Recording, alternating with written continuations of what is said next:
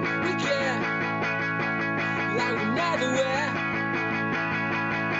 And something tell me I'm bound to perfection. I wrote the dice and I read him twice. Something tell me I'm bound to perfection. A 1,000 years and 7 years.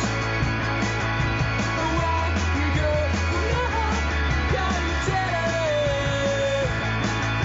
I'd like to see the end of Odyssey.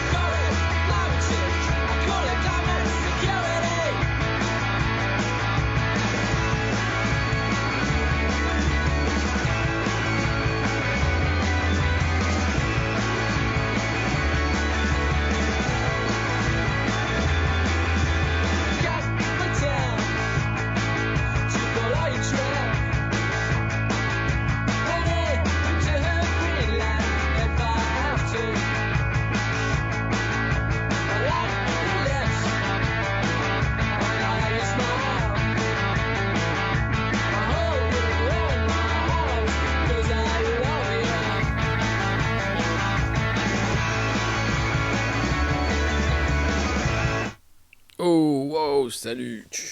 C'est une bonne matinée, ça. On est bien. Il y a déjà des abonnés.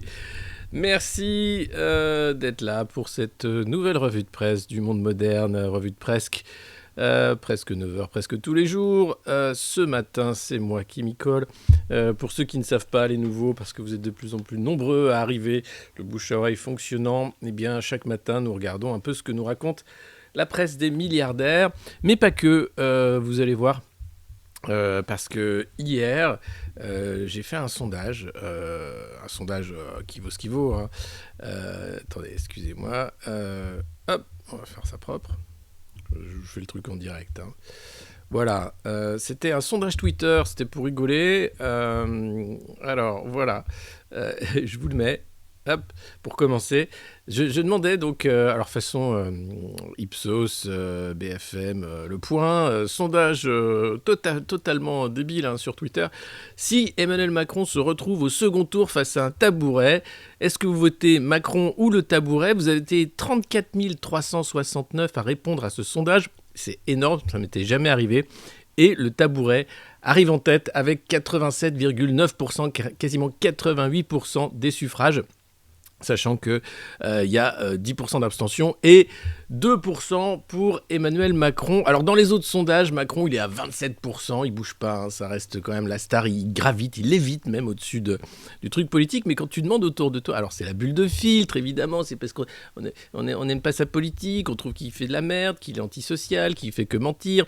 Mais non, les sondages trouvent qu'il est génial et qu'il n'y a personne pour prendre sa place hein, en 2022, à tel point qu'il était à Nice hier, Emmanuel Macron, et qu'il a fait comme s'il était là pour 50 plus en promettant 15 milliards pour les policiers. 15 milliards, c'est nous qui allons payer, hein, comme d'habitude. C'est pas lui qui fait des cadeaux, c'est nous.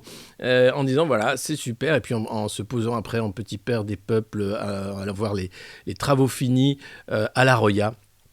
N'empêche que ce sondage, voilà, j'en ferai peut-être chaque semaine, un candidat contre un tabouret au second tour, pour qui vous votez.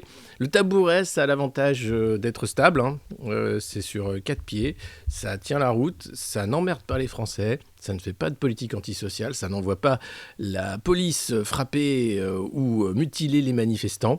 Le tabouret, c'est peut-être l'assurance d'un pays apaisé, qui sait. Alors tabouret 2022, c'est que le début d'une aventure. En tout cas, ce sondage m'a bien fait rire. Et vous aussi, merci d'y avoir participé. Et merci d'être toujours plus nombreux à soutenir le monde moderne en vous abonnant ici, en partageant bien sûr le lien du stream. Et en vous abonnant sur Patreon aussi, où vous pouvez nous retrouver. Voilà. Et en plus, le tabouret, ça peut servir, contrairement à Maggie, qui ne sert à rien. Mais les chats, ça se saurait si ça sert à chasser les souris. Il n'y a pas trop de souris dans mon appartement en ce moment. Voilà. Et puis c'est décoratif. Et puis c'est plein d'amour. Enfin, puis ça permet de changer la litière toutes les semaines, de faire des petites introspections sur sa vie. Non, c'est plutôt pas mal. Allez, on commence cette revue de presse comme d'habitude avec le canard à nanar. J'ai le bien nommé Parisien aujourd'hui en France qui a décidé de revenir sur l'allocution de Jean Cluster. Alors Jean Cluster, c'est notre Premier ministre, hein, c'est celui qui va chercher le Covid hein, dans les tranches de saucisson, qui tape des mains à tout le monde, qui fait des coucous, qui crachote sur à peu près tout ce qui bouge en France et qui après fait la leçon aux Français pour dire attention. Alors Jean Cluster, il a été envoyé par Omicron, hein, notre président, au JT de France 2 pour dire bon écoute, comme d'habitude Jean-Michel Blanquer a rien foutu, il nous a fait un protocole ingérable puisque les élèves passent plus de temps à faire la queue à la pharmacie pour se faire mettre des cotons-tiges dans le nez plutôt qu'à l'école pour apprendre des trucs. Est-ce que tu peux dire aux parents qu'on a compris que c'était de la merde et qu'on allait revoir le protocole ? Oh oui, bien sûr, monsieur le président. Donc Jean Cluster arrive, comme d'habitude, en accord avec les autorités compétentes et le président de la République, ainsi que monsieur le ministre de l'Éducation nationale, le gouvernement d'un commun accord avec les autorités sanitaires a décidé de revoir le protocole de test des élèves de France. En l'occurrence, dorénavant, il sera nécessaire pour retourner à l'école de produire un test négatif de moins de 12 heures, réalisé PCR en main à une pharmacie habilitée par les services sanitaires de l'État en présence de l'un ou l'autre des parents.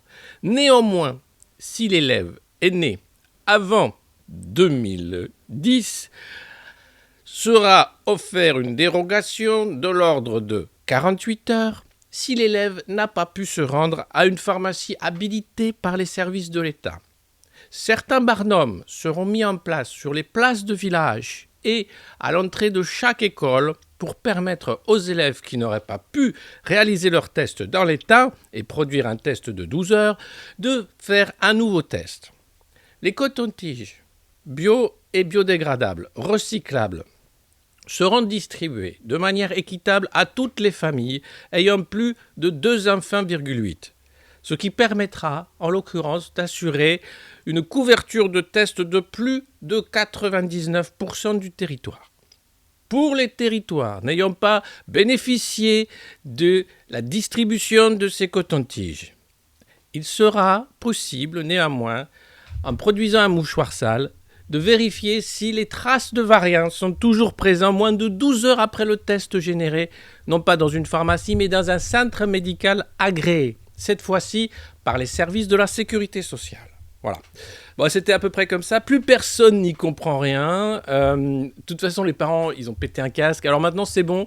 Tu fais une attestation sur l'honneur, tu mets le coton-tige où tu veux et tu dis c'est bon, il a pas le Covid. Allez, hop, à l'école. Hein, ça se refile de toute façon la gastro chaque année et on s'en fout. Alors pour le Covid, on va à peu près faire pareil. Donc voilà, Jean Cluster, super performance, ça valait pas Stromae, c'est sûr. Mais il a bien assuré, c'est impressionnant, quoi. Le mec est... Ça, c'est du Premier ministre, hein, quand même. C'est ouais, Jean Cluster. Enfin, voilà. Auto-attestation, le retour. Sur l'honneur, hein, attention. Oui, mon fils a le Covid, mais je t'emmerde. Hein, faut bien qu'il aille à l'école parce qu'il faut que j'aille bosser. C'est comme ça. Allez, salut. Et les mecs continuent de faire croire qu'ils font des trucs. Hein. Alors après, le FFPD, on t'a expliqué que c'était trop compliqué. Et c'est vrai. Valérie Pécresse n'a pas réussi à le mettre de bon côté. Donc c'est vrai que c'est des objets quand même de haute technologie, hein, de haute technicité. Donc il ne faudrait pas filer ça à un énarque. Hein. Hop, il te le met à l'envers. Donc c'est vrai. Évidemment que c'est impossible de gérer l'épidémie avec un variant aussi rapide que Omicron, qui en plus n'engorge pas plus les services des hôpitaux qui sont déjà effondrés grâce à la politique de Jean Castex, d'avoir fait l'hôpital de flux, d'avoir fait de l'hôpital une zone de profit comme les autres. Merci Jean Castex, merci ce bon accent, cette bonne tête rassurante qui nous sort des mesures pour cacher le fait que c'est bien de sa faute si on est dans cette merde-là à l'hôpital public. Vous allez voir, il y a d'ailleurs un sondage sur le ressenti des Français par rapport à l'hôpital qui en dit long. En tout cas, c'était impressionnant. Je n'y comprends plus rien, vous non plus. C'est normal, eux non plus. L'idée, c'est de vous rendre taré. Éteignez vos télés hein, et connectez-vous tous les matins à la revue de presse du Monde Moderne. Comme ça, vous avez vu, vous avez totalement compris hein, ce nouveau protocole, pourtant très simple, hein, de test PCR auto-attesté de 12 heures au sein des centres agréés de santé. Mais bordel. Et puis, allez, on passe de Jean Cluster à notre président, le meilleur président que la France ait jamais connu. Ce serait dommage de s'en passer pour les 100 prochaines années. Hein, comme il est jeune et augmenté, je pense qu'il peut durer jusqu'à 150 ans. Macron, il peut faire plus que Dormesson. Il peut être un super président pendant très très longtemps. Hein. Et comme il est super bon, je vois pas la raison de s'en passer. Hein. Si ce n'est éventuellement de mettre un tabouret à la place parce qu'on se dit, tiens, on n'a pas donné sa chance au tabouret. Il se trouve qu'il a les 500 signatures. Qu'est-ce qu'on fait ? Les Français sont joueurs et le tabouret entre à l'Elysée et c'est là, c'est pas pire. Je pense que ce serait pas pire parce que là, à Nice, que nous a fait notre soleil. Eh bien, il se projette pour 5 ans de plus. Alors non, il se projette pas sous les rails d'un train, il se projette pas par la fenêtre. Non, il se projette à l'Elysée pour 5 ans de plus. 15 milliards d'euros supplémentaires pour la sécurité, le doublement du nombre de policiers sur le terrain d'ici 2030, le quasi-candidat... Il est candidat, il utilise les sous de la présidence de la République pour faire campagne, c'est mal. Et puis il va faire la présidence européenne aussi pour faire campagne, c'est très mal. Et puis il fait ça pour emmerder Valérie et les Républicains, évidemment, puisque Valérie qui était descendue à la cave chercher le Karcher de Nicolas Sarkozy, ça n'a pas plu aux Républicains qui ont dit le Karcher, c'était pas une bonne idée. Merci Maggie, mais non, je ne préfère pas que tu mettes tes fesses là parce que j'ai perdu l'article. Voilà. Donc... Alors, qu'est-ce qui se passe? Tandis qu'il poursuit sa visite, alors il a d'abord fait un commissariat avec Christian Estrosi qui lui a remis les clés du futur commissariat. Oh, monsieur le président, oh, tenez, voilà les clés du prochain commissariat, monsieur le président, monsieur le président. Oh, vous serez président pour les 50 prochaines années. Oh, je vous aime. Oh, oh, votre costard est tellement bien taillé. Oh, qu'est-ce que c'est bien. Oh là là. Et puis ensuite, il est allé à la Roya, à Tende, je sais pas comment on prononce, Tende. Alpes-Maritimes, excusez-moi, comme j'ai pas écouté les télés.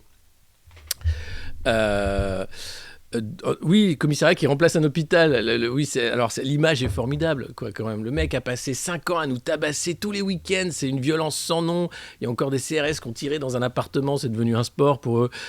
Tu te dis, non, mais on va pas en reprendre pour 5 ans. Vous n'êtes pas sérieux, hein? On va calmer tout le monde. Chacun va bien vivre, le bien vivre. Hein? On va arrêter de maltraiter les Français et ça ira mieux. Là, le mec, non, il te flingue un hôpital, il te met un commissariat. Il t'explique que c'est normal, c'est la vie, c'est le projet. Aller en enfer avec lui. Et ensuite, donc, il est allé là-bas. Un journaliste lui soumet la question. Donc, est-ce qu'il va être candidat? Est-ce que vous projetez pour 50 plus? C'est le slogan des marcheurs. Hein. 50 plus. Non, il y a plein de gens qui ne pourront pas tenir. Ou alors, il y aura un exode massif de réfugiés français en Suisse et en Belgique. Je vous préviens, les Belges et les Suisses qui nous regardaient, soyez prêts à nous accueillir les bras ouverts, parce que nous serons nombreux à chercher l'asile. Parce que c'est un asile, sinon, à ciel ouvert ici. 50 plus, le slogan de campagne des marcheurs. Alors, le journaliste lui demande, alors, 50 plus, dis donc, qu'est-ce que tu fais, président? Vous êtes le meilleur. Oh, je ne parle pas pour moi-même, je parle pour mon pays, réplique-t-il. Venu faire un point sur la situation de la vallée de la Roya, théâtre de crue meurtrière, il y a 15 mois, le président manifeste sa volonté de se placer dans le long terme, loin des fracas du quotidien. Mais dis donc, Manu, tu te représentes, t'aurais pas un bilan à défendre? Parce que le mec est quand même... C'est l'entourloupe absolue, quoi. Plutôt que de défendre un bilan, le mec, il se projette dans le futur. Il est là, je te fais des chèques, tiens, 15 milliards, tiens, 25 milliards, tiens, 150 milliards, 500 milliards pour le nucléaire, qui dit mieux? Non mais attendez, vous avez un bilan, qu'est-ce que vous avez fait pendant 5 ans? J'ai tabassé les Français, mais c'est pas ça le sujet. 15 milliards, 25 milliards, allez, hop, qui n'en veut? Qui prend?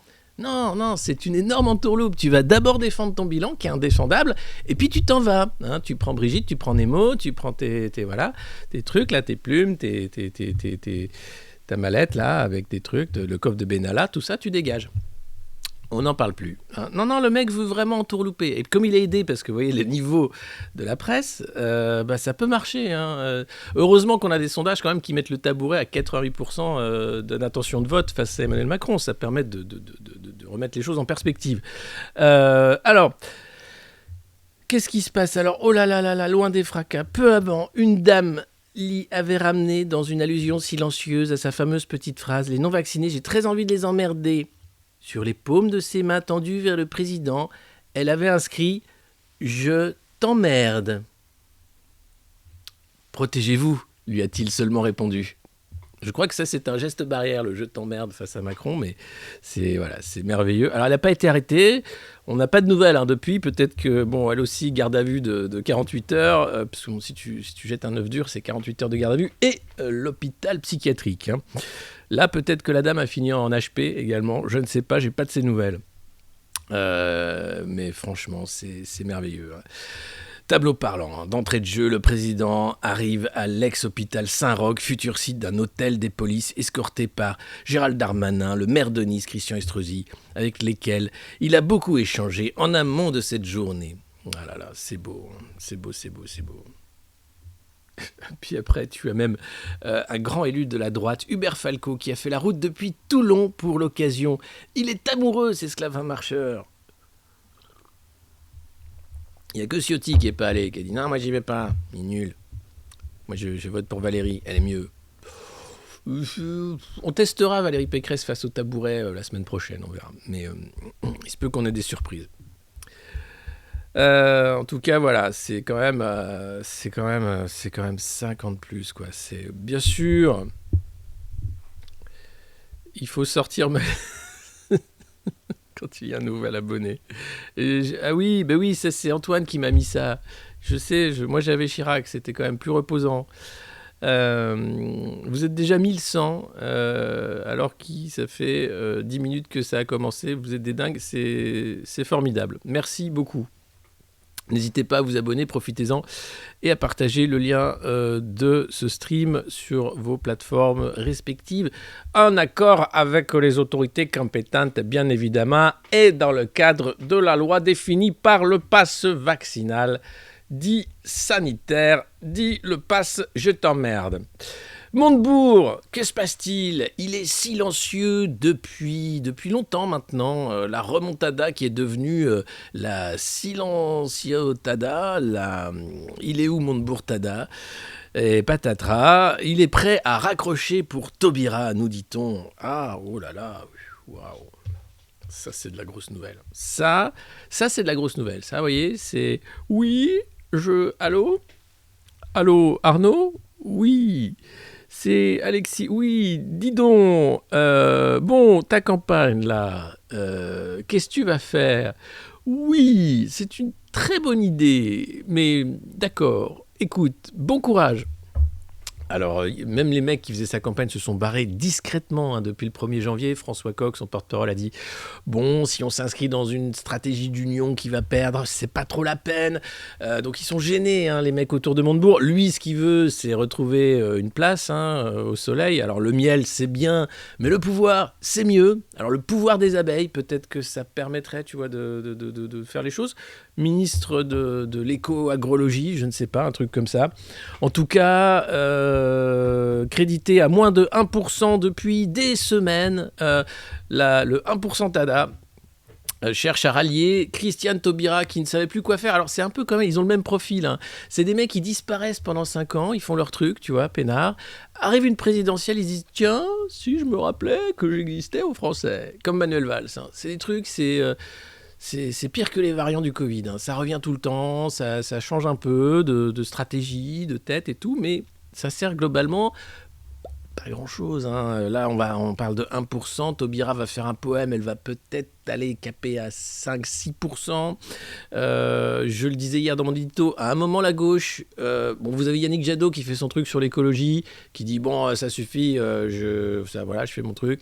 Puis vous avez Jean-Luc Mélenchon qui est très très haut quand même par rapport aux autres. Alors je sais, c'est les sondages, hein, un tabouret peut être crédité de 88% d'intention de vote, mais quand même, il y en a un qui fait campagne hein, depuis un an, qui a des meetings, qui a des militants, qui a un mouvement, qui a des idées aussi. Donc à un moment, tu dis peut-être on pourrait faire un truc ensemble. Hein. Christiane, c'est quoi ton programme? Alors elle va reprendre des trucs d'Arnaud. Hein, il a dit voilà, inaudible et en échec. Arnaud Montebourg, voilà, se rallie. Mais il veut qu'il y ait certains points de son programme hein, qui soient dedans. Et puis, alors, le problème, hein, son échec est à mettre autour d'une table et d'une plateforme programmatique. Voilà. C'est... Qu'est-ce qu'on va faire qu'est-ce qu'on va faire de toi, la gauche et puis... oui, voilà. Enfin, bon, bref. vous avez compris. Hein, c'est... non, il n'y a plus rien à comprendre. Enfin, c'est la banqueroute. Tout ça parce que c'est Mélenchon, faut pas y aller. Ah là, mon Dieu, oh là là. Bah non, mais en même temps, la gauche, faites ce que vous voulez. Hein, mais votez Macron, comme disait Libé. C'est une belle idée. Alors, les Verts ne supportent plus Hidalgo. Eh oui, c'est étonnant, hein, mais ils ne sont pas les seuls, vous me direz. Mais c'est vrai que là...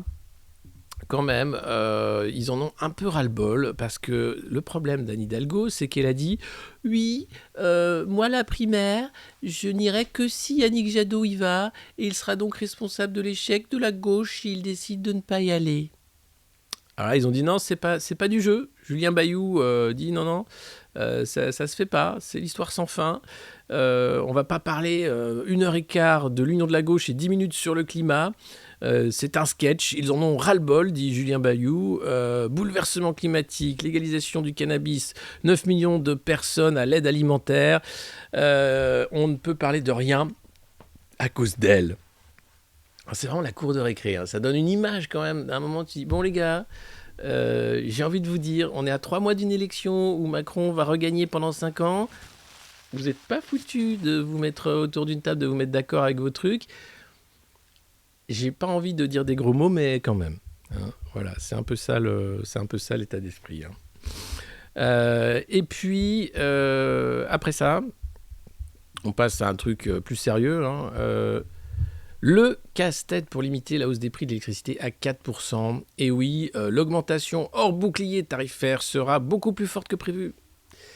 Tout comme l'inflation, hein. Ah là là, Christine Lagarde était mordicus, hein, nous soutenait que ce serait pas plus de 2%, c'est transitoire. Bon, on est déjà à 5%.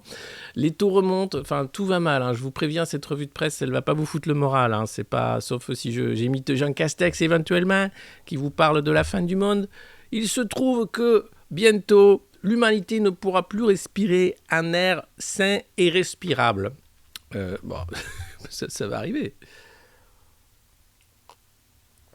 Mais du coup, c'est vrai que c'est violent, hein, ce qu'il a fait. Je vais changer ce gif, hein, dès ce soir.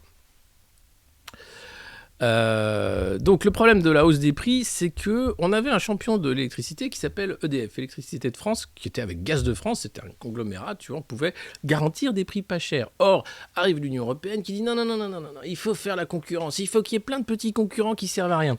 Du coup, EDF est obligé de vendre son électricité nucléaire à des prix cassés, 42 euros du mégawatt-heure au lieu de 250 à 300 euros qui est pratiqué sur les marchés. Donc on force EDF à perdre de la thune pour financer ses concurrents. Hein, c'est brillant. Il n'y a que des énarques, hein, et des technocrates européens pour inventer des conneries pareilles. Donc le mec dit, bah non. Enfin le mec EDF dit, bah non, c'est quand même pas... Enfin nous, on n'est pas d'accord parce que... Est-ce qu'on pourrait vendre 46 euros ? Non mais moi je serais EDF, je dis non. Bah écoutez, ils ont qu'à crever la gueule ouverte. Nous, on produit, c'est nos impôts, notre argent de français qui a créé les infrastructures, des barrages hydroélectriques, des centrales, de tout ça. Et il faudrait maintenant qu'on fasse des cadeaux à des mecs qui te vendent de l'électricité alors qu'ils produisent rien, hein, si ce n'est des profits. Non, c'est de la merde, ton truc. C'est de la grosse merde, donc on va arrêter. Eh ben non, donc ils sont en train de discuter gentiment parce qu'il y a des lois, tout ça, qui ont été faites par des mecs qui sont brillants, hein. Il faut pas s'en cacher. Et puis, évidemment, hein, même si l'État cède, la Commission européenne ne pourrait ne pas donner son accord. Mais qu'est-ce qu'on s'en fout, j'ai envie de dire, hein ? C'est qui, l'Allemande, là, avec sa grosse choucroute, là, qui s'y veut ? Non. Donc il est temps vraiment d'arrêter les conneries, je crois. Et puis vous allez voir, on va reparler d'Alstom aussi dans cette revue de presse, puisque ça aurait été facile aussi d'éviter la vente à GE, hein, mais non, Emmanuel Macron voulait absolument vendre quand il était à Bercy. Il a réussi son... Non, Maggie, s'il te plaît, non, bah non, c'est pas des façons. Voilà. Et puis il y a un appel à la grève, évidemment, la CGT. Alors, c'est un appel à la grève reconductible dans le secteur de l'énergie à compter du 25 janvier pour... Alors, pas contre le pass, pas contre... Non, pour une revalorisation des salaires, hein, voilà. Et des pensions dans le secteur, puisque les négociations n'étaient pas du tout satisfaisantes. Donc, mais les gars, j'ai envie de dire CGT, CFDT, enfin tous les syndicats, là, vous faites grève un coup les profs, un coup les soignants, un coup l'énergie, un coup le transport... Arrêtez-vous tous ensemble si vous voulez vraiment négocier sérieusement, hein. C'est un peu comme l'union de la gauche, hein, ce côté. C'est bien, vous négociez les salaires, hein, mais ça ne durera qu'un temps. Après, il faudra négocier le droit à vivre, hein. Ça va être beaucoup plus compliqué. Non, on aimerait bien qu'on puisse vivre jusqu'à plus de 60 ans après avoir travaillé. Ah, écoutez, non, la négociation n'est pas en votre faveur, hein, désolé. On a décidé de débrancher la plupart des travailleurs à 59 ans. On s'est aligné sur le modèle chinois. Ah bon ? Ils font ça maintenant là-bas ? Non, mais on s'est dit qu'on ferait mieux qu'eux. Voilà. C'est affreux. Donc, non, franchement, c'est... Merci, Pop, d'avoir renouvelé l'abonnement. 2 mois d'abonnement. Vous êtes maintenant plus de 300 abonnés, quasiment. 269. Oui, je dis, ouais, je monte. C'est quoi ce Mug Trump ? Mais c'est un Mug Trump, regarde. C'est Make America Great Again. Oh. Faut toujours un Mug Trump. Ou une casquette MAGA ou un truc comme ça. C'est la classe. Ces couleurs-là. T'as l'impression que t'es dans un Marvel. C'est formidable. Alors... Donc Donc voilà, vous êtes prévenus, ça va coûter très cher. Et puis, cette question qui fâche, pensez-vous que le système de santé français s'est dégradé ou amélioré? Eh bien, vous êtes 74%, alors ça c'est un vrai sondage, du coup, pas Twitter, à penser qu'il s'est vraiment, vraiment dégradé. 17% ni dégradé ni amélioré, et 9% amélioré. Alors les 9%, je ne sais pas de quel... Ils ont été payés, je pense. Mais globalement, oui, quand on voit l'état de l'hôpital, si vous êtes allé faire un tour aux urgences récemment, quand on voit le burn-out général des soignants, la façon dont ils sont traités, leur fatigue chronique, quand on voit les déserts médicaux qui n'ont fait que se multiplier. Alors heureusement, il y a Doctolib, ça permet de faire des consultations à distance, mais c'est pas ça qui va permettre de faire des opérations sur place. Et puis, cette bonne nouvelle, vous avez entendu peut-être parler ces derniers jours d'un truc qui s'appelait le Deltacron. Alors, c'était pas un Golgoth qui arrivait sur Goldorak, pour les plus vieux qui regardaient le manga. Le Deltacron, oh mon Dieu, Alcor, Vega nous envoie le Deltacron, c'est son arme absolue. Quoi, qu'est-ce que c'est ? Ben non, ce serait un variant bidon, en fait. Il y a eu des co-infections, des dizaines, sur l'île de Chypre, qui ont été analysées, mais de là à dire que les deux virus auraient muté pour n'en faire qu'un qui serait ultra tueur et qui pourrait décimer l'humanité d'ici 6 mois, non. Non. Puis il y a tout le temps des variants. Ce qui nous explique, c'est que il y avait 25 cas sur Chypre. On va pas en faire un fromage. On va même pas en faire un nouveau variant. Voilà, c'est rassurant. Bon, je travaille pas à mon âge. J'ai l'âge que j'ai. J'ai regardé Goldorak et j'étais fan. D'ailleurs, il est là. J'ai Mazinger qui est là, qui trône. Je vais le mettre là, tiens. Vous voyez, mon beau Mazinger. Hop, roi des forêts. Voilà.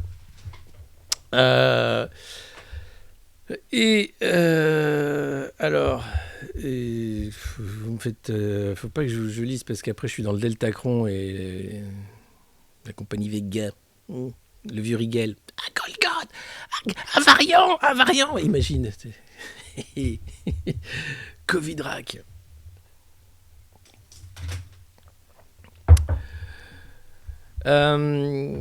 Allez, on continue avec cette nouvelle quand même plutôt inquiétante et terrible, puisqu'on continue dans l'indifférence générale de traiter ces êtres humains qu'on appelle les migrants comme de la merde, puisque oui, ils n'ont pas de passeport. Ah oui, pour eux, ils n'ont pas de jet privé pour aller où ils veulent quand ils veulent, recevoir des boules à neige en cadeau, parce qu'ils ont fait cadeau à l'humanité d'un sérum qui va les sauver. Ils essayent simplement de survivre. Et là, le nombre de migrants secourus dans la Manche, au large de Calais, est pris en charge, a triplé en 2021. C'est une année record des tentatives de traversée clandestine. C'est l'OFI qui sort le nombre. 1002 mises à l'abri, comme on explique. Alors, ils ont arrêté de lacérer les tentes. Gérald nous a dit, oui, on a arrêté la personne qui lacérait les tentes. Je ne sais pas si vous avez vu l'épisode de la revue de presse où on a expliqué comment ça s'est fait. Il y a eu un appel qui a été fait à Beauvau. La personne qui lacère les tentes de migrants est attendue à l'accueil. C'est fait un peu comme ça. Et donc là, ils étaient 341 en 2020, une augmentation de 194%. Et puis, il y a eu ces 27 personnes qui ont perdu la vie en novembre alors qu'ils tentaient de rejoindre les côtes anglaises. Beaucoup de gens étaient kurdes dans ce petit bateau qui a chaviré. Et ça n'arrête pas. Et ça fait pas les titres. Ça fait partie de cette violence qu'on a intégrée qui est présente de manière permanente. Voilà, ces gens-là n'ont pas le droit de voyager. C'est très compliqué. Ou alors ils voyagent dans des camions frigorifiques. Et puis après on leur dit t'as pas le droit d'être là, t'as pas le droit de venir là. Il y a aucune. C'est compliqué. Je ne dis pas que. Mais de là à. Voilà. On voit bien qu'il y a un vrai problème. Et pourtant, pas grand-chose n'est fait pour le régler. Et puis dans la famille, bonne nouvelle, je voudrais la fille. Geste suicidaire, hausse alarmante chez les adolescentes. Les filles, les jeunes filles, sont plus nombreuses à tenter de se suicider que les jeunes garçons. Elles ont beaucoup souffert du confinement, mais aussi de l'angoisse climatique, de l'angoisse en général de ce monde Finalement, quand t'es un peu intelligent, que t'as deux neurones qui connectent, tu te dis, en fait, j'ai pas envie de vivre dans ce merdier, quoi. Alors peut-être c'était marrant à l'époque, quand tu pouvais fumer des clopes, conduire ta voiture sans ceinture, insulter les gens, klaxonner, tout ça. Là, maintenant que t'es en trottinette, qu'il pleut, que tu sais pas si tu vas pouvoir respirer, que bon, t'as un masque, c'est sûr que c'est difficile. Et les chiffres sont alarmants. C'est Libé. Je dois changer le petit cartouche en bas.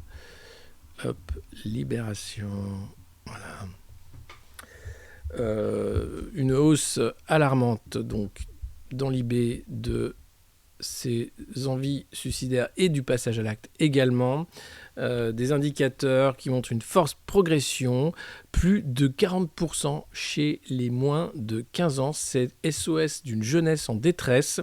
C'est assez incroyable, c'est un phénomène inquiétant, quasi exclusivement féminin, là encore qui pose question, avec des admissions aux urgences pour tendance suicidaire en moyenne glissante qui n'ont fait qu'augmenter depuis 2018. On a vu un pic bien sûr en 2021, depuis le confinement. Vous allez voir, je vous retrouve le graphique assez parlant. Rien n'est fait, évidemment, pour cette jeunesse en détresse, parce que, là encore, manque de moyens. Les services de pédopsychiatrie, évidemment, manque de psychiatres, manque de lits aussi d'accueil. C'est-à-dire que quand vous faites une tentative de suicide, au lieu d'être accueilli dans une structure qui permettrait une prise en charge psychologique sur le temps long, eh bien non, vous passez dans des urgences pédopsy quasiment, ou même pas, des urgences pédiatriques, quelques jours seulement, puis vous retournez à la maison avec un peu de Xanax. C'est de la maltraitance, comme d'habitude. Vous savez, tous les matins, on fait un peu la cartographie de la maltraitance. C'est nos jeunes, là, c'est l'avenir. Hein. Alors, outre leur foutre un masque à des 6 ans dehors toute la journée, du matin au soir, leur faire peur, leur foutre des cotons-tiges dans les narines toutes les 3 heures, pour être sûr qu'en accord avec les autorités compétentes, nous aurons tous séquencé les crottes données des enfants de France. Ils sont ultra maltraités, mais comme leurs parents qui ont intégré cette maltraitance, évidemment que ça ne va pas aller mieux. Donc il va falloir à un moment un grand mouvement de libération, hein, un grand mouvement vers la vie, vers le bonheur et vers le « je t'emmerde » en fait. Voilà, tu nous emmerdes, et comment te dire « je t'emmerde hein », voilà. Et j'emmerde tes lois de merde, voilà. Et je vais faire ma vie loin, loin, loin de ce monde de la maltraitance, parce que c'est vraiment de la merde. Mais pour ça, il faudrait une prise de conscience collective, la lutte des classes, tout ça, vous savez, c'est compliqué. Entre-temps, évidemment, c'est plus facile de prendre des antidépresseurs. Et en plus, c'est bon, hein, ça protège, certains protègent des formes graves du Covid. Donc, vous pouvez tout à y gagner. Hein. C'est vraiment, ce serait dommage de s'en priver. Donc voilà, des nouvelles assez tristes de voir que notre jeunesse est dans cet état-là. Et puis, il y a des pays où ça va mieux. Hein. Le Royaume-Uni, par exemple, qui n'a pas fait de passe sanitaire, pas de passe vaccinal, ils ne mettent pas de masque, les gestes barrières, c'est quand tu trinques au pub. Ils s'en sortent très bien. Après le raz-de-marée Omicron, le Royaume-Uni sort la tête de l'eau. Le choix de ne pas en avoir rajouté aux Anglais, de ne pas emmerder les gens, bizarrement, les gens vivent mieux. Il y a moins d'angoisse, du coup l'économie repart, et puis les hôpitaux qui sont déjà dans un sale état en Grande-Bretagne avec le NHS n'ont pas craqué. Étonnant, me direz-vous. Alors nous, on a des sénateurs, des députés qui sont en train de discuter d'un truc qui s'appelle le pass vaccinal. Les gars, vous auriez un peu mieux à faire en fait. Le pass vaccinal, il n'y a qu'une chose à faire, tu le prends, tu le mets comme ça, puis tu le mets à la poubelle. Et maintenant, tu discutes de loi, par exemple, sur les moyens de la pédopsychiatrie, sur les moyens de l'hôpital, sur les moyens de l'éducation. Tu fais des vraies lois, hein. Tu arrêtes d'emmerder les Français maintenant. Tu arrêtes. Mais en fait, non, les mecs, ils sont programmés. Alors eux aussi, c'est de la programmation. Hein, dès le plus jeune âge, hein, tu fais ton stage à l'ENA, tout ça, tu fais... comment est-ce qu'on pourrait emmerder les Français de manière innovante, notamment en matière de prélèvement obligatoire. Par exemple, tu vois, on pourrait évidemment se retrouver dans des trucs vraiment... Donc voilà, les Anglais, toujours eux, peuvent s'en sortir mieux et nous le montrent. Un autre monde est possible que le projet d'Emmanuel Macron, de tous nous maltraiter, de nous insulter, de dire qu'on est vraiment que de la merde, qu'on comprend rien, que c'est lui le meilleur. Écoute, puisque t'es si bon, on t'a trouvé une petite île, c'est Sainte-Hélène. C'est l'île où Napoléon il était, c'est génial, ça va te plaire. Vas-y, tu vas voir, c'est super. Vas-y Manu. Tu peux prendre Brigitte et Nemo, hein. Vas-y. Tu vas voir, l'île, elle est bien, t'as vue sur mer, hein, c'est historique, hein, Napoléon y était et tout. Vas-y, top. Sinon, au niveau de Bruno Le Rebond, eh bien, l'économie française, c'est certes des rebonds, mais c'est aussi des trous d'air, hein. Attention. Donc, vous voyez, c'est un triangle en haut, un triangle en bas. Alors, tout ça, c'est quoi, vous allez me dire? Je sais pas, c'est des indicateurs économiques. En même temps, bon, c'est pas, c'est quoi?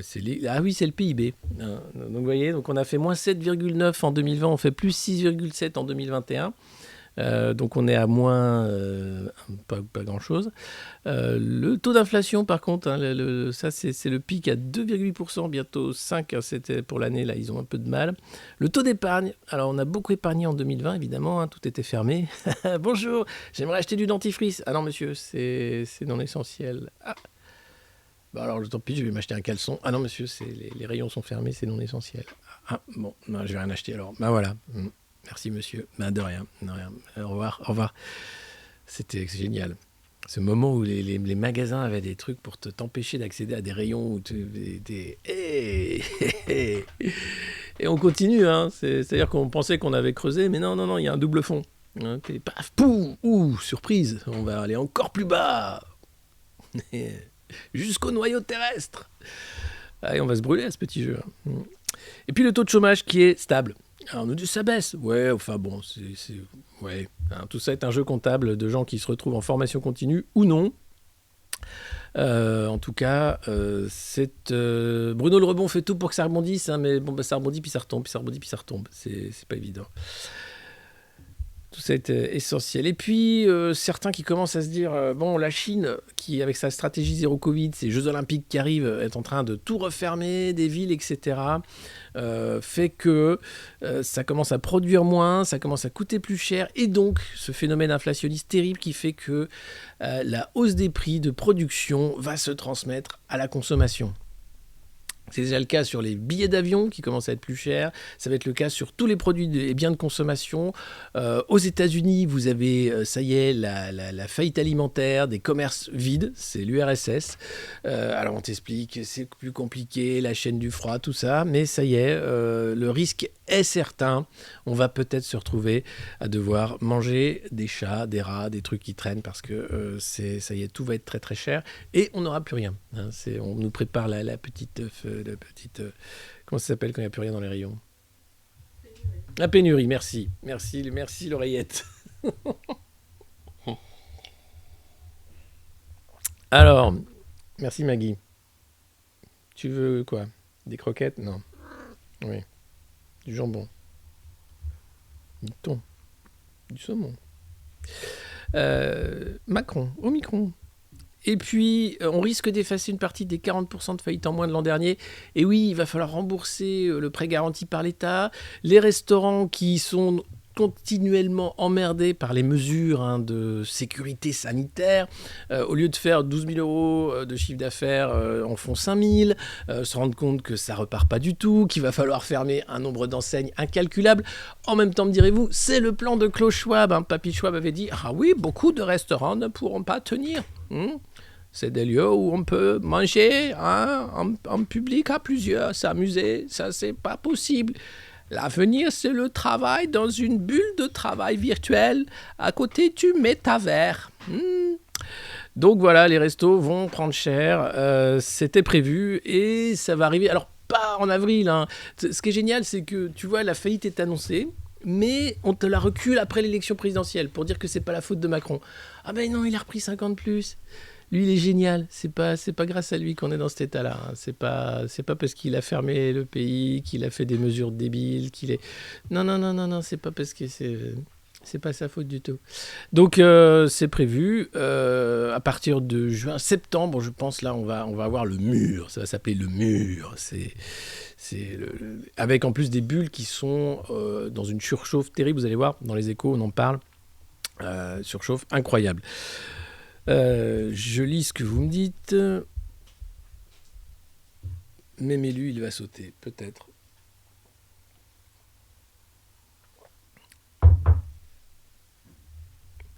Ah ouais, Timmy. Bah, Timmy, il bosse. Hein. Tu l'as mis dans la machine à laver. Ah non, il bosse, Timmy. Mais peut-être qu'il ferait une apparition. Vous avez raison. Ça fait longtemps qu'on n'a pas vu Timmy, mais je vois que vous le réclamez à corps et à cri. Winter is coming. Ah oui, on est quand même 1200. Ah oui, quand même. Waouh. Euh, Oui, on va parler de Zemmour aux journalistes, évidemment. Et puis le retour de la blouse à l'école, hein, dans son programme École 2022. Vous allez voir, c'est très drôle aussi. Oui. Là, on change de sujet, on va parler des travailleuses du sexe, les trans du Bois de Boulogne. Un procès s'ouvre, celui du meurtre de Vanessa Campos, qui s'était fait lâchement assassiner par 3 agresseurs en 2018. C'était il y a 3 ans et demi. C'était une Péruvienne qui travaillait pour envoyer de l'argent à sa famille, qui avait bien du mal à trouver d'autres métiers que celui de travailleuse du sexe. Alors ça met beaucoup de questions, bien sûr, sur le statut de ces travailleuses du sexe, la transphobie, bien sûr, tous ces risques-là. Alors vous allez me dire, depuis l'affaire Trogneux, les choses ont beaucoup évolué quand même. Non, pas du tout. Et puis surtout, il y a une loi de la loi de 2016 qui punit les clients qui ont fait que les prostituées prennent de plus en plus de risques, y compris au Bois de Boulogne, où elles vont dans des lieux où elles n'allaient pas auparavant, très loin de la route, pour se cacher de la police. Et c'est là que les agressions ont lieu, augmentent et deviennent de plus en plus violentes.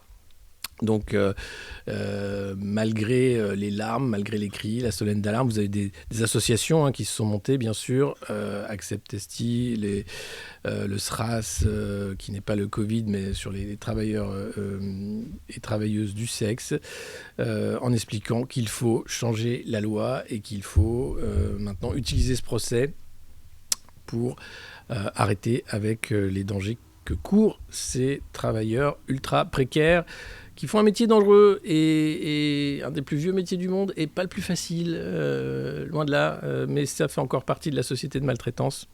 Sachant que non, il n'y a pas besoin de passe sanitaire, évidemment, pour aller voir ces travailleurs d'un genre particulier. Voilà, c'est en plus le Covid, je pense aussi, a dû faire des ravages. Et c'est pas un métier, la prostitution. Alors c'est tout le débat, en fait. Vous avez ceux qui considèrent que ça peut être un métier et ceux qui considèrent que c'est forcément une exploitation. Et c'est un vrai grand débat. Je dis pas que... Oui, effectivement, pour beaucoup, je pense que la majeure partie, c'est de l'exploitation et c'est scandaleux, lié aux mafias, avec des filières identifiées. Et d'autres qui disent non, je défends le droit de faire ce que je veux avec mon corps, y compris le vendre. C'est un débat qui est sans fond, mais qui est encore une fois empreint de tabous, de difficultés. Mais là, je ne vais pas rentrer dans ce débat-là ce matin, mais c'est vrai que c'est une question qui mérite d'être posée. Est-ce que c'est un métier ? Alors si c'était un métier, il faudrait peut-être l'encadrer davantage. Enfin, vous avez des pays qui ont fait ce choix-là, Pays-Bas, Belgique, etc. Et d'autres, non. Et puis oui, bien sûr, c'est aussi une histoire d'un parcours personnel pour beaucoup, de maltraitance, de décrochage, de plein de choses, enfin voilà. Alors non, on ne peut pas vendre un poumon pour manger, non, mais peut-être bientôt il faudra vendre un rein pour rembourser la dette française. On verra dans les années qui viennent. Et non, heureusement qu'on ne peut pas se vendre et qu'on ne devrait pas avoir à se vendre si le monde allait bien, évidemment. Mais écoutez, je pourrais organiser un débat. Oui, ça me paraît être un débat intéressant. Je suis d'accord. En tout cas, les lois abolitionnistes ne règle pas le problème. Voilà. La question in fine, c'est de dire si on veut régler le problème, c'est pas en étant davantage sur la répression et le policier. Qu'est-ce que c'est que ça ? Alors, pour remonter le moral après cette revue de presse quand même plombante, 2021 est quand même dans le top 5 des années les plus chaudes sur Terre. On a eu très très chaud, il y a eu des feux partout, tout va bien. Non, c'est pas, on n'est pas en train de flinguer la planète pour des profits de court terme. Non, rassurez-vous, vous avez des gens là aux manettes qui sont très conscients, qui font des green bounds, on peut acheter le droit de polluer, on continue d'aller en jet à droite à gauche, on fait tourner des avions à vide. Une loi européenne qui oblige les compagnies aériennes à ne pas perdre leur créneau et donc elles font décoller et atterrir des avions vides pour ne pas perdre leur créneau de décollage et d'atterrissage. Voilà. On a fait le choix de flinguer le climat, de faire en sorte qu'on soit une espèce potentiellement condamnée par plein de choses. Donc ça ne changera pas. Et la chaleur ne fait qu'augmenter. Donc bientôt, on vivra peut-être tous sous des combinaisons rafraîchissantes avec un masque pour se protéger des rayons solaires qui ne seront plus filtrés par l'ozone. Enfin bon, vous avez plein de scénarios possibles pour la fin de l'espèce. Le monde ira très bien, il y aura toujours des adaptations possibles. Regardez, une des adaptations possibles, par exemple, c'est de faire comme si tout allait bien, comme Jean-Michel Blanquer, et de faire un colloque à la Sorbonne sur le woke, pour déconstruire le woke dans l'éducation nationale. Voilà. Donc Jean-Michel, le mec qui a fait chier tous les parents d'élèves de France avec ses tests toutes les 3 heures, lui, non, le week-end dernier, il s'est dit, tiens, vu que le protocole marche super bien, je vais me faire un petit colloque sur le woke à la Sorbonne avec mes copains, les intellos de droite du Printemps républicain et des autres, et on va dire, le woke, c'est nul. Mais Jean-Michel, t'as pas autre chose à foutre? T'es sérieux? Et il était très fier de lui. Il dit non, on ne veut surtout pas l'infiltration du woke dans les programmes. Mais qu'est-ce que c'est? Mais qu'est-ce que c'est que ça? Mais qu'est-ce que t'as pas autre chose à foutre, franchement? Alors le woke, oui, du côté Amérique, États-Unis, ça commence un peu à faire chier tout le monde là aussi. Côté emmerdement maximum, ça se pose là, mais dans notre pays, on est très loin encore. C'est plutôt des outils de travail, des thèmes de travail de sociologie. C'est pas encore, tu vois, une offre politique structurée, même si on a bien vu Sandrine Rousseau essayer de déconstruire ELV. C'est plus compliqué que ça. Et donc, voilà, Jean-Michel, peinard, il se fait son truc à la Sorbonne, il est très content de lui. Comme quoi, tout va très bien, c'est une façon de voir le monde. Tu choisis de voir ou tu choisis de dire mais enfin, mais qu'est-ce que c'est que ça? Mais enfin, voilà. Allez, on passe au Figaro. Hop. Qui fait un gros dossier sur les parrainages, un système à bout de souffle. Les candidats sont de plus en plus critiques envers ce système. Vous savez, quand vous êtes candidat à l'élection présidentielle, au poste suprême, à la magistrature suprême, vous devez réunir 500 signatures d'élus. Ça évite les candidatures farfelues, ça permet de limiter le nombre de candidats. Le problème, c'est qu'avant François Hollande, en fait, c'était très facile puisque l'élu qui vous donnait son parrainage restait anonyme.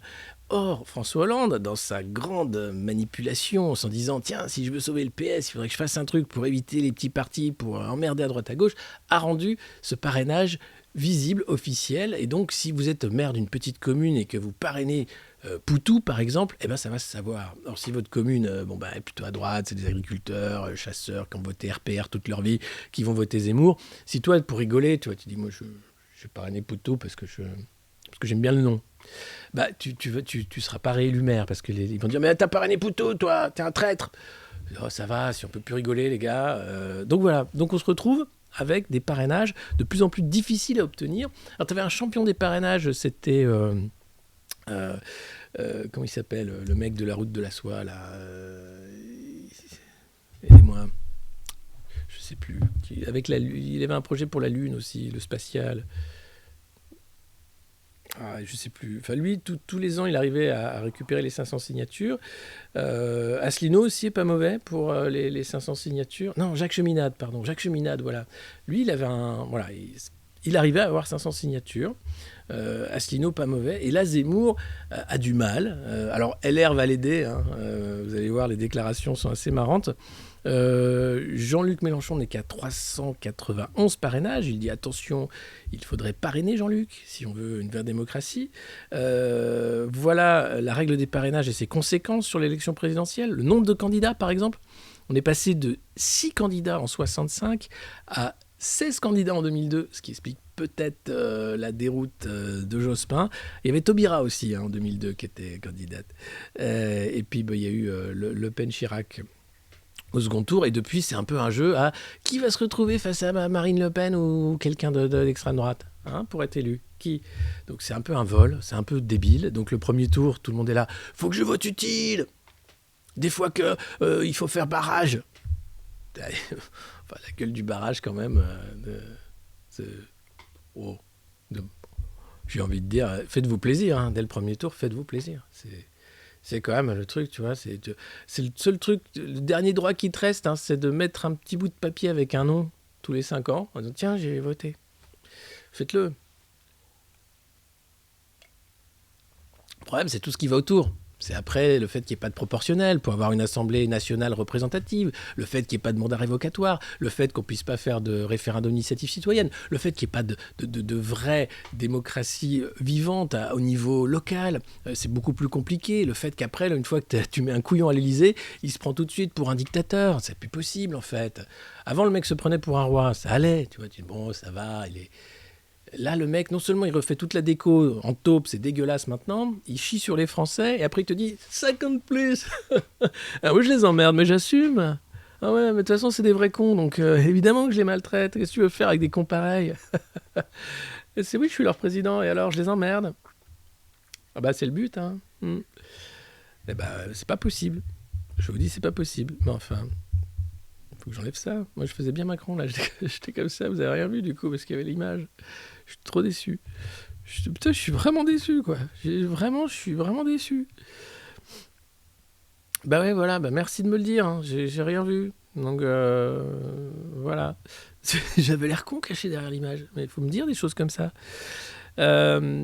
Donc voilà, un système à bout de souffle, nous dit-on, avec Pécresse qui dit que je crois que toute personne qui représente un véritable courant de pensée en France doit pouvoir se présenter à l'élection présidentielle. C'est évidemment le cas d'Éric Zemmour.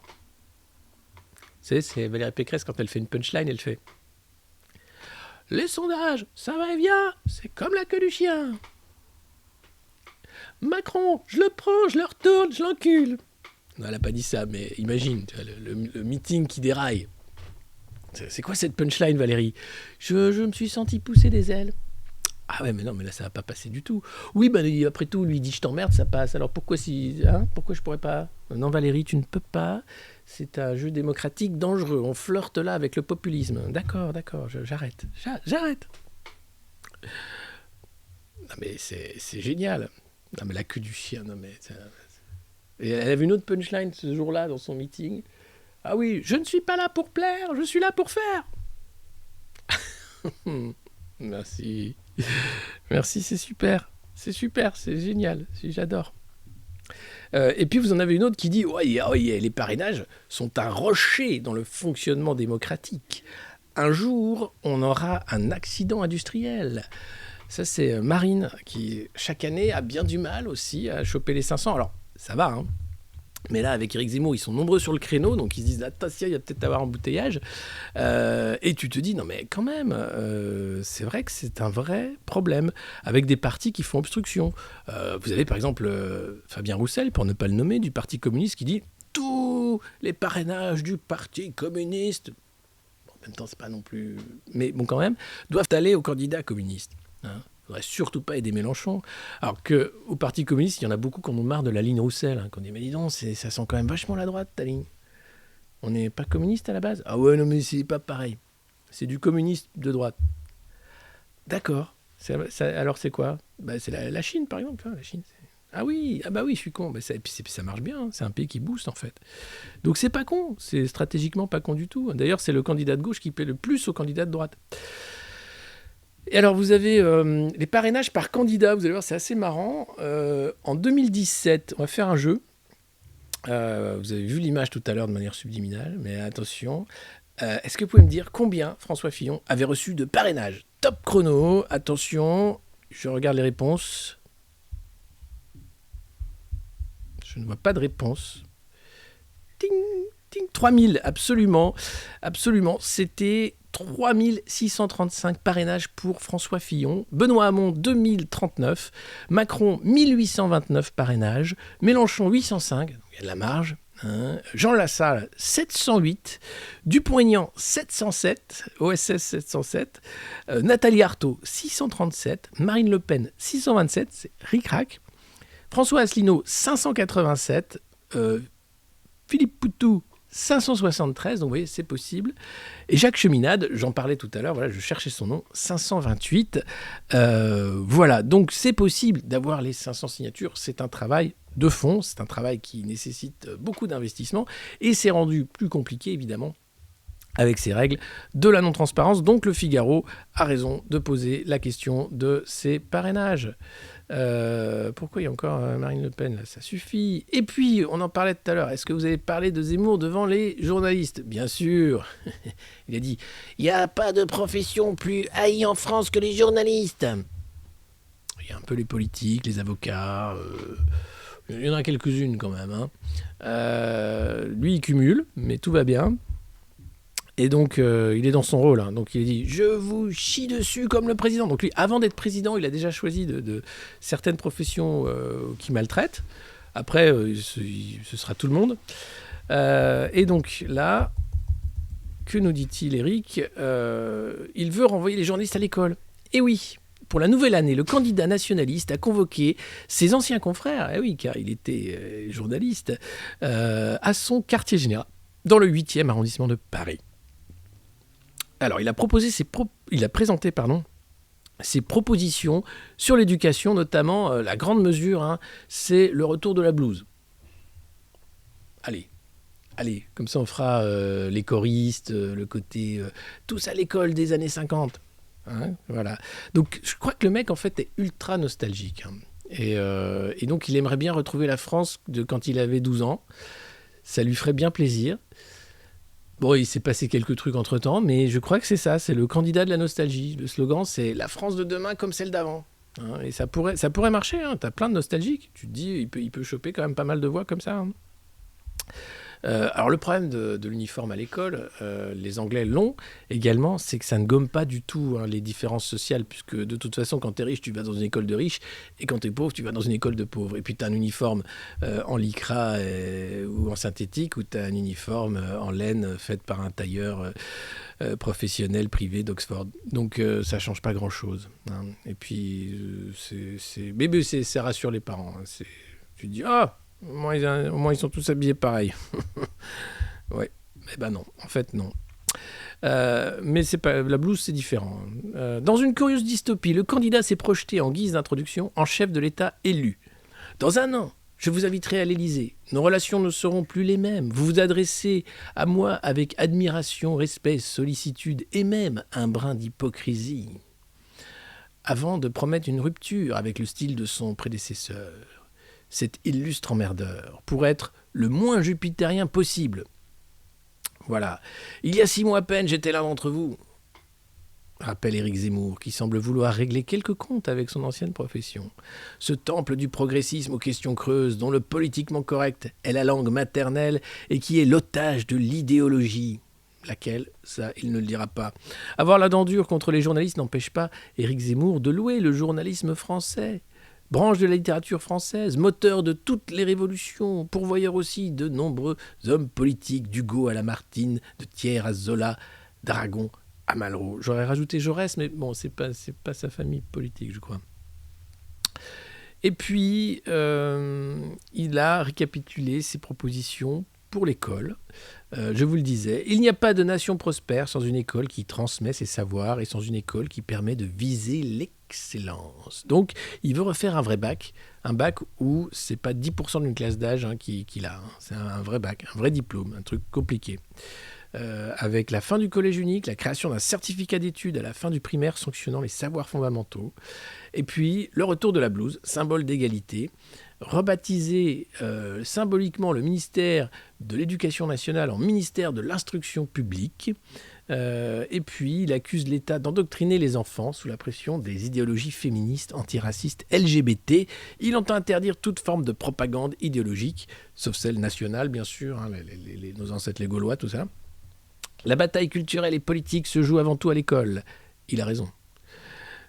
Puisqu'elle est le creuset où se façonnent les futurs Français, quelles que soient leurs origines. Autrement dit, la France ne peut rester elle-même sans l'école digne de ce nom. Voilà. Il veut revoir tous les programmes et imposer aux éditeurs de s'y conformer, sous peine de ne pas acheter leur manuel. Alors bon, derrière, il y a encore la patte Bolloré qui a fait la mainmise sur l'édition française et qui a dedans, bien sûr, l'édition des manuels. C'est malin. Il est malin, Bolloré. Il dit, tiens, tu vas être candidat, puis tu vas vendre des livres, et faire des lois pour que je veux... Et puis voilà, c'est bien. c'est bien. Alors, il faut choisir entre le candidat de Bernard Arnault, Emmanuel Macron, le candidat de Bolloré, Éric Zemmour. Vous avez Xavier Niel qui, lui, se voit carrément président. Je ne sais pas si vous avez vu la pub du patron de Free hier, où il se met en scène dans le bureau de l'Élysée pour dire je communique sans vous niquer ou un truc comme ça. Cocasse. On vit quand même un drôle de moment. Hein. Je dois dire que tout est assez flou et c'est pas rassurant. Je comprends le mal-être ambiant. Hein. C'est quand même... oh putain, je dis ça et après c'est Manuel Valls qui revient, quoi. Ah, il était à la radio ce matin. Je dis mais pourquoi? Dis donc, allô, vous êtes bien Manuel Valls, ça? Le Français qui s'est pris une rousse à Barcelone. Dites, je vous appelle. Oui, c'est un petit pays, la Micronésie. Voilà, ce que nous aimerions, c'est que vous veniez vous présenter au poste de secrétaire général de l'ambassade républicaine du monde libre. Si c'est possible de venir le plus rapidement possible pour présenter votre candidature, Monsieur Valls, ce serait avec un immense honneur que nous accueillerons un homme politique de votre envergure. Casse-toi. Va où tu veux, mais casse-toi. On veut plus te voir, en fait. Et il n'a pas compris. Alors, le mec est quand même ancien Premier ministre, donc il est invité partout, tout le temps. Il écrit un bouquin contre Zemmour en disant « Oui, attention, c'était dangereux ». En même temps, lui, il a fait il a créé le... Tu vois, il a montré le chemin. Hein, d'échéance de nationalité, tout ça. Allez-y, engouffrez-vous. Et puis là, il t'explique ce que c'est que un bon politique. Hein. C'est quelqu'un qui a un peu des blessures. Hein. Il t'explique, voilà. De retour à Paris, il le sait. Plus grand monde ne l'attend. On peut attendre des anciens responsables politiques à travers leur expérience, leurs réussites et leurs échecs, leurs cicatrices, qu'ils soient utiles. Ah oui ? Et il affirme. En France, on a tort de se passer de l'expérience de Nicolas Sarkozy, de François Hollande et des anciens premiers ministres. Qu'est-ce que c'est triste, putain. Putain, mais Jean-Michel Carpette, le mec, il a plus d'amour. Alors, il avait plus d'amour propre, hein. Mais il a fait un beau mariage. Il a épousé une héritière richissime. Et quand il a fait son petit tour en Espagne, il revient. Là, tu dis, mais écoute, Manu, écris des livres, je sais pas, fais du sport, fais autre chose, mais plus personne veut te voir, en fait. Le problème, c'est toi. Hein, c'est pas tes idées ou quoi, c'est vraiment toi. C'est plus possible. Parce que là, en fait, il propose, dire le niveau stratosphérique de what the fuck, Manuel Valls se dit quand même, ce qui serait bien, c'est une alliance, hein, une union nationale hein, pour le secours de la nation entre Valérie Pécresse et Emmanuel Macron. Sinon, on va sombrer. Eh ben voilà. Voilà. Alors évidemment, vous n'écoutez pas la revue de presse du Monde Moderne pour entendre parler de Manuel Valls, mais je voulais quand même lui mettre un petit taquet parce que c'est insupportable en fait de dire mais qu'est-ce que tu fous là, putain. Qu'est-ce qui fume quoi? Qu'est-ce qui prend le mec? Pourquoi? La dernière question, c'est pourquoi? Qu'est-ce qui se passe? À quel moment tu penses que tu as encore une chance? Plus personne veut te voir, t'as trahi tout le monde. Le PS, la France, l'Espagne. Toi, tu sais même plus qui t'es. Tu le vois, il fait peur sur les plateaux. Il est comme ça. Ça va mal.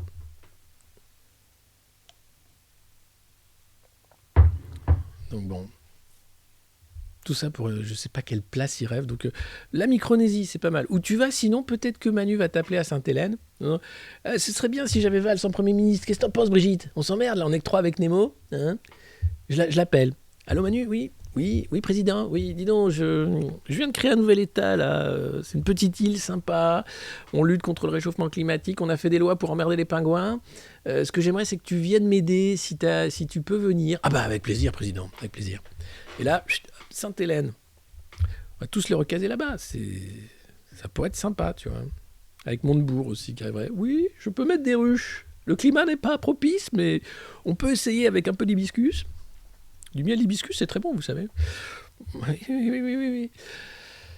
Et puis cet attentat au Dakar, dont personne ne veut parler, qui gêne l'Arabie Saoudite et la France. Une voiture a été plastiquée, la voiture du pilote français, excusez-moi, je cherche son nom, qui a été grièvement blessé aux jambes, a été donc sabotée.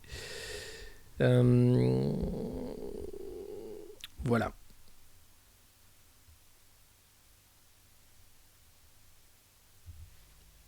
C'était le 30 décembre vers 9h.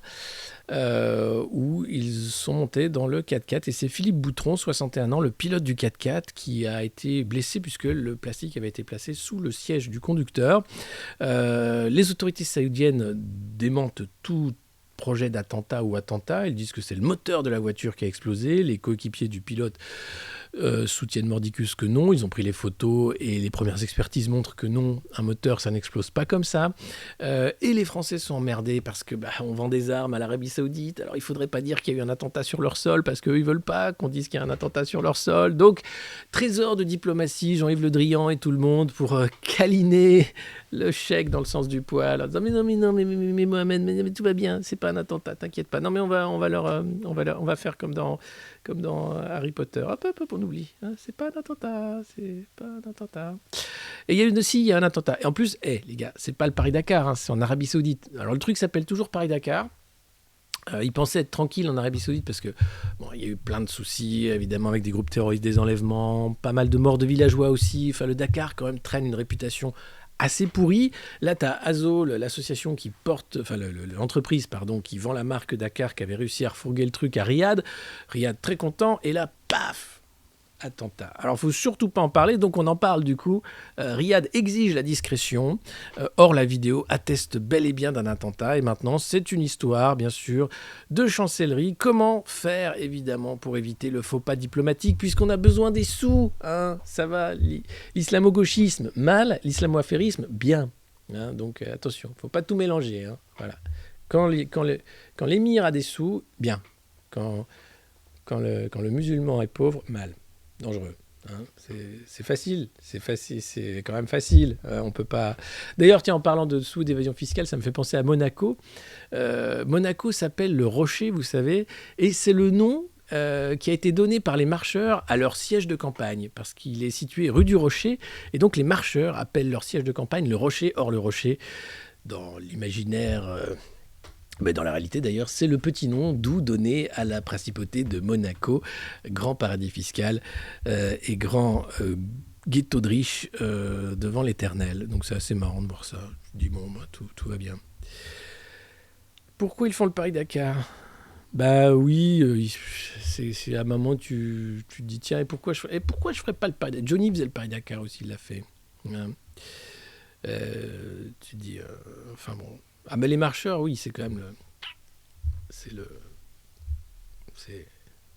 quand même ce que la France a de meilleur, hein, pas loin. Allez, on continue cette revue de presse sur les chapeaux de roue.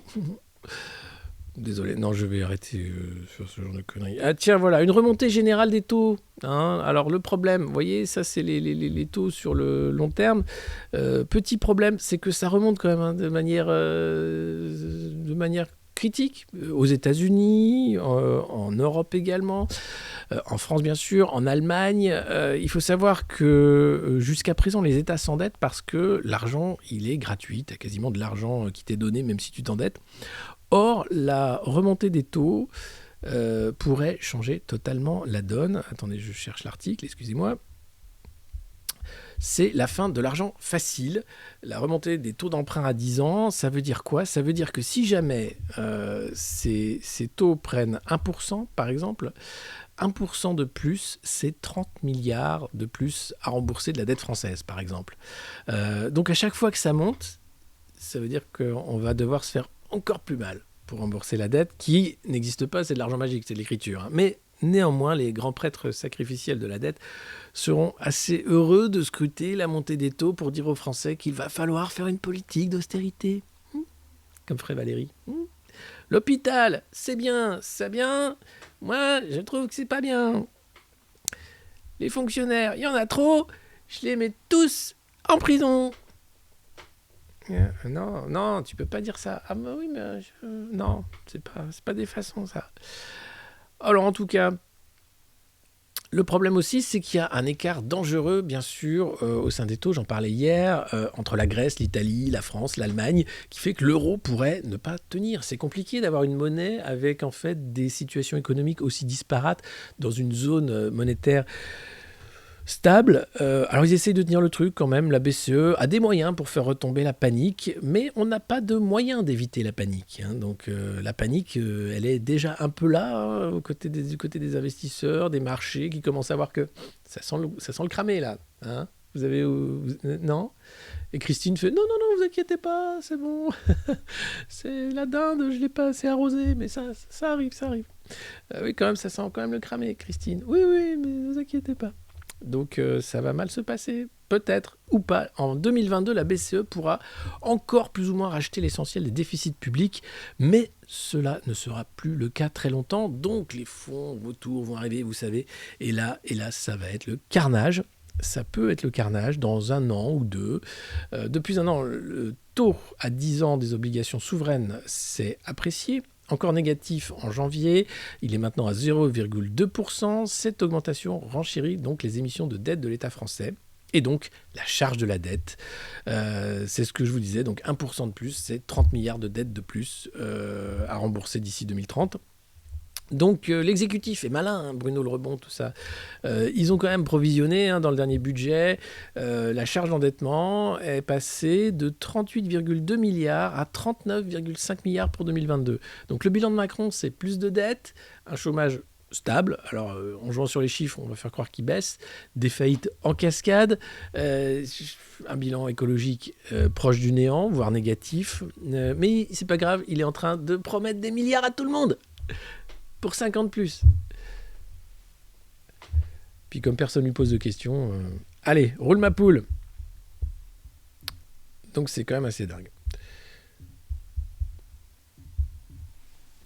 Et puis, pour revenir à des choses plus importantes, essentielles même, la présidentielle se joue aussi sur TikTok. Eh oui, les candidats sont tous sur TikTok, notamment Manu, hein, qui est très malin. Manu, vous voyez, c'est le gros rond là. On dirait Agar Io. Paf, paf, paf. Jean-Luc Mélenchon, c'est l'autre rond. Puis Marine Le Pen et les autres. Donc les candidats commencent à se mettre à TikTok en disant il y a des trucs à faire. Alors moi, je me suis mis à TikTok aussi pour voir ce que c'était. J'ai 4000 abonnés là en quelques temps et j'ai déjà été striké 3 fois par la plateforme. Alors parce que j'avais mis de la musique, j'avais pas le droit. Enfin, la musique n'était pas dans leur truc. Une autre fois parce que je crois que je parlais de la phrase de Macron, je t'emmerde, et que t'as pas le droit de dire des gros mots. Et l'autre fois, je sais pas pourquoi. En tout cas, TikTok, c'est le règne de la censure. Mais les politiques s'en tirent plutôt bien. Alors vous avez un petit graphique dans le Figaro qui te montre quand même qui fait quoi. Et donc, c'est les gros posts TikTok des candidats. Alors, le 8 juillet 2020, c'est le premier TikTok de Jean-Luc Mélenchon qui est maintenant à plus d'1 million d'abonnés sur TikTok. Et c'est une référence à la phrase « La République, c'est moi », suivie d'une référence à Weshden, la star du réseau. Et puis, toi, tu parles à Macron, moi, je m'appelle Mélenchon, juin 2021. Et puis après, lui, il a siroté un les fraises. Alors ça a fait beaucoup de vues, hein, 8 millions de vues, c'est assez dingue. Les graphes sont dingues, tu te dis, non mais on vit vraiment ça. Oui. Donc il sirotait un les fraises. Et puis après, il a mis quand même des extraits d'émissions politiques qui ont cartonné. Pour Marine Le Pen, elle sait que TikTok, c'est les jeunes, et ça tombe bien parce que j'ai beaucoup de propositions à vous faire. Et là, le post qui a cartonné, c'était le 15 décembre 2021, un des chats de Marine Le Pen, coincé dans son sapin sur la chanson All I Want for Christmas Is You de Mariah Carey. Alors là, elle a pété les scores, Marine Le Pen, et elle a lancé son compte le 7 octobre 2021. Éric Zemmour, lui, n'est pas en reste, hein. Avril 2021, il met quelques extraits de passage à la télé, ça frissonne, il n'y a pas grand-chose. Le 25 avril, il fait un coucou à ses abonnés en pull fuchsia au milieu d'un pré. Et puis, le 28 septembre, alors là, ça cartonne, c'est la célébration d'un but du PSG au Parc des Princes. Et le 23 octobre, la visite à Rouen, lors d'une visite à Rouen, Éric Zemmour met un strike au bowling. Et là, voilà, c'est le carton total. TikTok, la campagne va se jouer là-dessus, sur Instagram aussi. Oui, vous ne rêvez pas, nous vivons bien dans ce monde-là. Coucou, c'est Maggie. Voilà. Oui, je vais mettre plus de Maggie sur TikTok. Je pense que c'est ça qui fera que ça va cartonner. Alors, Ouais, ça m'a bien fait marrer cette campagne sur TikTok. Et puis, dans ce monde où tout va bien, vous avez le métavers, vous savez, c'est cet univers virtuel investi par les entreprises et les marques qui se disent on va se faire quand même plein de nouveaux profits avec des gens qui ne savent plus quoi faire de leur thune. Donc les marques de luxe se sont engouffrées, bien sûr. Tu peux acheter du Gucci virtuel, ça coûte moins cher que le vrai. Puis comme ça, tu te dis voilà, mon avatar est habillé avec une marque de luxe formidable. LVMH a même fait un jeu vidéo. Et là, 4,3 millions de dollars, c'est la somme record déboursée par Republic Realm pour acquérir une propriété dans le métavers de Sandbox, parce que l'immobilier virtuel cartonne. Et oui, figurez-vous que vous pouvez acheter des appartements, des places de marché, des boutiques, des commerces qui n'existent pas, seulement dans l'univers virtuel, et ça coûte un pognon de dingue, et ça rapporte apparemment aussi un pognon de dingue. C'est chier, quoi. Si vous ne savez pas quoi faire de votre argent, et ben voilà, vous savez quoi faire maintenant. Il y a le métavers. C'est formidable, j'adore ça. Alors oui, on pourrait... Oh. Timmy, bonjour les amis. Ça faisait longtemps. Oui, alors c'est vrai que je travaille beaucoup ces temps-ci, j'ai pas eu le temps de venir vous dire bonjour, mais le début d'année est important parce que si jamais nous n'avons pas les bons chiffres dès le premier trimestre, c'est le reste de l'année qui va vraiment être calamiteux à la mine. Et puis, nous avons eu quand même quelques décès suite à l'effondrement de galeries, notamment le petit John, qui était un de mes amis. Je voudrais avoir une pensée pour lui ce matin. Bref, début d'année donc productif, heureux néanmoins, puisque nous avons fait des bons chiffres, hein, compte tenu d'une cadence de travail multipliée par 2. Maintenant, c'est plus les 3-8, c'est 24-24. Alors, je suis un peu fatiguée, mais on a testé des nouveaux médicaments qui permettent la privation de sommeil. Et je dois dire que ça fonctionne plutôt pas mal. Même si je tousse un peu et j'ai des tics. Voilà, donc c'était pour vous faire un petit coucou, vous dire que je ne vous oublie pas, bien entendu, que vous pouvez vous abonner à la revue de presse du monde moderne, c'est important, aussi en ce début d'année, hein, les chiffres sont importants, donc n'hésitez pas à partager le lien de ce stream, à vous abonner avec Prime, sur YouTube également, ou Patreon, faites tout ça, parce que c'est sympa. Merci Timmy. De rien, père. Allez, bonne journée. Sacré Timmy. Ah, lui, il déconne pas. Toujours là pour sauver la France. Heureusement qu'il y a des petits gars comme lui. Maggie qui est en train de renifler Timmy, là. Vous voyez pas, c'est hors champ, mais c'est formidable. Il se passe des trucs ici, c'est un studio, c'est... Retourne bosser. Feignasse, vous êtes dur. Déjà qu'il fait du 24-24. Tout ça pour... et pas de métavers, évidemment. La mine, c'est du concret. Hein, ça, c'est du vrai. Et puis, je parlais tout à l'heure, la vente des activités nucléaires de GE à EDF se précise. Mais qu'est-ce que c'est que ça? Alors, vous savez, GE, c'est eux qui avaient racheté Alstom, qui était une pépite française. Hein, ça aurait pu être un champion de l'énergie français avec EDF qui serait arrangé. Non, on a d'abord vendu aux Américains, histoire de s'en mettre un peu de côté.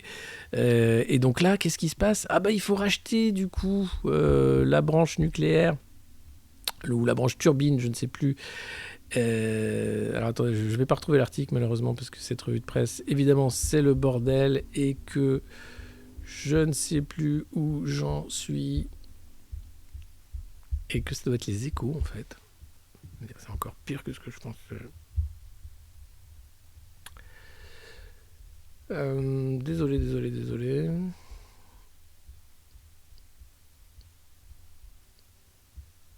Je n'ai pas retrouvé. Il y avait deux choses en fait. Le fait... Ah oui, c'est les Échos, pardon. Voilà. Donc le métavers, c'est les Échos aussi. Tout ça depuis tout à l'heure, c'est les Échos. Et donc voilà, souhaité par les pouvoirs publics depuis 2020, la vente de GE va se faire, mais c'est un dossier complexe par le découpage en dentelle à opérer. Alors que c'était très facile de faire un champion de l'énergie à l'époque, hein, mais entre-temps, les mecs se sont dit non...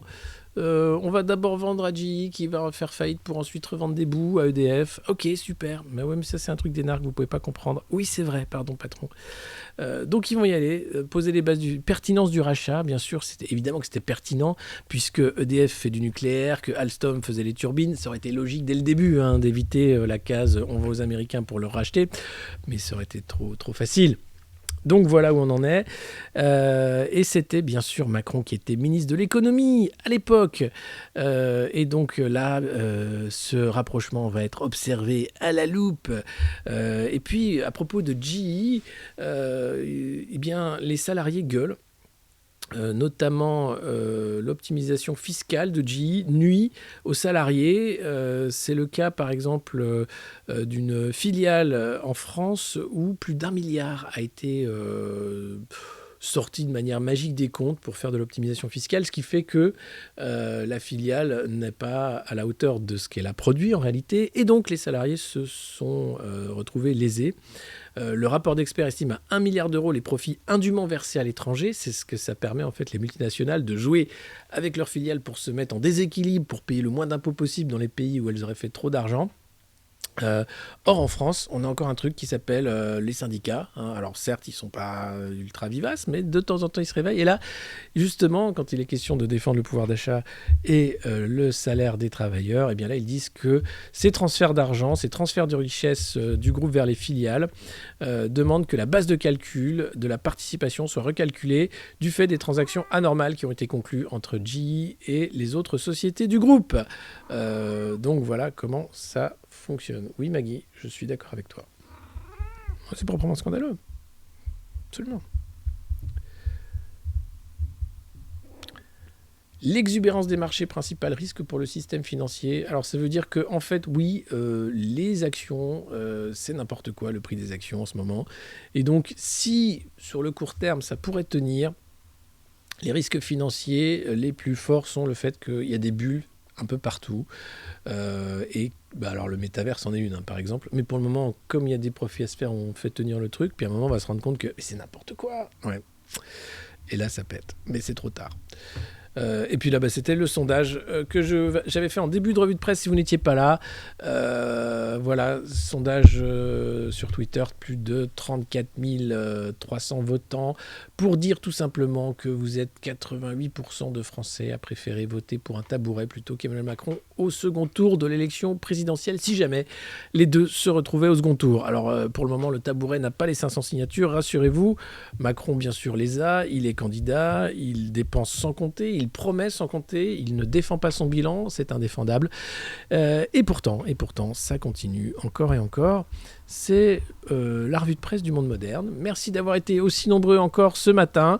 Merci bien sûr de partager cette vidéo, de vous abonner aussi nombreux, de faire le sel de cette revue de presse, comme dirait Emmanuel Macron. Et puis pour les abonnés, vous savez dorénavant que vous pouvez recevoir chez vous ce magnifique objet qui brille dans la nuit, l'élastique à chibre du monde moderne, qui protège de rien du tout, mais qui transmet certains pouvoirs paranormaux assez exceptionnels. Pour le recevoir, une seule chose à faire, vous l'envoyez tout simplement à l'adresse du monde moderne, une enveloppe timbrée à votre nom et adresse. L'adresse du monde moderne s'affiche sur vos écrans, c'est magique.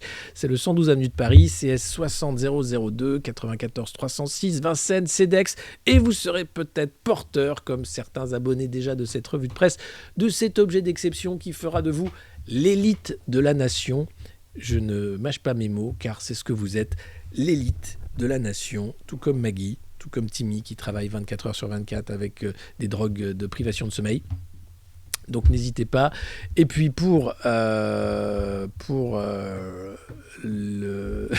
qui est de Patreon, vous pouvez vous retrouver là et financer le monde moderne à hauteur de... oula, non, c'est pas ça qu'il faut bouger, c'est ça. Ça finit en apothéose, cette revue de presse. Voilà, ici, n'hésitez pas, bien sûr. Hop. Et 1 euro par mois, 5 euros, 30 euros, 100 000 euros, tout ce que vous avez, on cherche des oligarques, évidemment. Il n'y en a pas Bolloré derrière, ni Drahi, ni Niel, ni... Non, c'est dommage, on n'est encore pas à ce niveau-là. Hein. Mais ça arrive, vous allez voir.